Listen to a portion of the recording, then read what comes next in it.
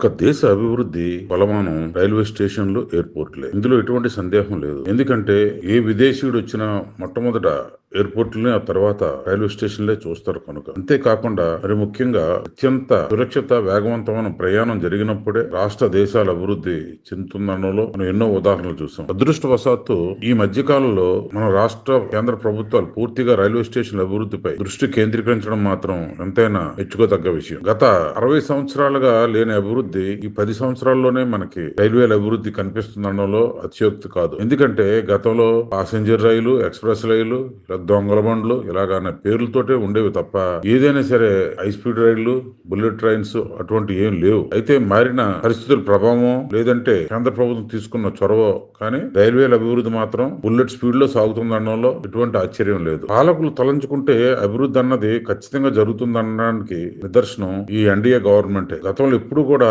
మౌలిక వసతుల మీద ఏ ప్రభుత్వాలు కూడా దృష్టి కేంద్రీకరించలేదు. కేవలం ఏదో ప్రజలకు భిక్ష ఇస్తే సరిపోతుంది, ఆ భిక్ష తిని బ్రతుకుతారు అనే విధంగా ఉండేది వాళ్ళ ట్రీట్మెంట్. ఆకర్షణీయ పథకాలకు తప్ప అభివృద్ధి ఫలాల మీద ఎప్పుడు కూడా వాళ్ళు దృష్టి కేంద్రీకరించలేదు. దీనికి ఎన్నో ఉదాహరణలు ఉన్నాయి. అయితే అదృష్టవశాత్తు ఎన్డీఏ గవర్నమెంట్ వచ్చిన తర్వాత రోడ్లు, రైల్వేలు, ఫ్లైట్ల మీద చాలా దృష్టి కేంద్రీకరించి అభివృద్ధి పదాన్ని నడిపిస్తుంది. మనం చూసాం చాలా సార్లు చైనాలో రోడ్లు ఇలా ఉన్నాయి, అమెరికాలో రోడ్లు ఇలా ఉంటాయి అని.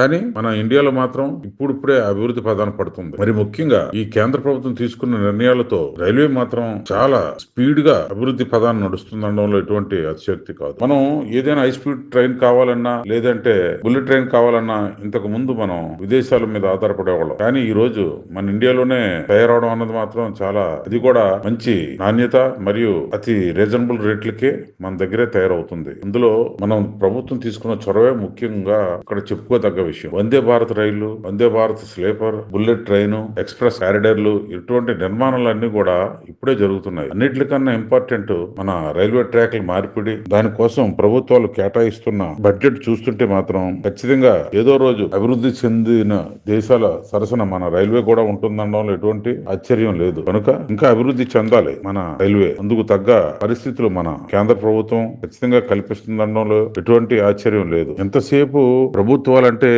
ఓట్ల రూపంలో ప్రజలు చూడడం కాదు, అభివృద్ధి ఫలాలు అందించేందుకు దోహదపడాలి. నూతన నిర్మాణాలకే మన కేంద్ర ప్రభుత్వం ఈ బడ్జెట్ లో సుమారు 36,000 కోట్లు కేటాయించింది. అదే విధంగా గేజ్ మార్పిడికి సుమారుగా 4,500 పైచిలకు బడ్జెట్ కేటాయించింది. అలాగే బ్రాడ్ గేజ్, ఇంజిన్లు, సిగ్నల్, టెలికాం, కవచ్ అనే పథకాలకి సుమారుగా 1,00,000 కోట్ల వరకు కేటాయించింది. ఇది రైల్వేకి ఎంతో ఊతమిస్తుంది. అదే విధంగా విమానయాన రంగంలో కూడా అభివృద్ధి కొత్త పంతులు తొక్కుతుంది. ఎందుకంటే అదానితో కలిసి ఇంటర్నేషనల్ కంపెనీలు ఇండియాలో పెట్టుబడి పెట్టి ఇక్కడే ఫ్లైట్లు తయారు చేయడానికి కూడా ఆలోచించడం అన్న విషయం మాత్రం కేంద్ర ప్రభుత్వ గొప్పతనమే. అదే విధంగా ఎయిర్పోర్ట్లు అయితే మరీ జెట్ స్పీడ్ లో పనులు సాగుతున్నాయి. అది ప్రైవేట్ కమ్ గవర్నమెంట్ భాగస్వామిత అవ్వచ్చు, లేకపోతే ప్రైవేట్ ఎయిర్పోర్ట్లు అవ్వచ్చు.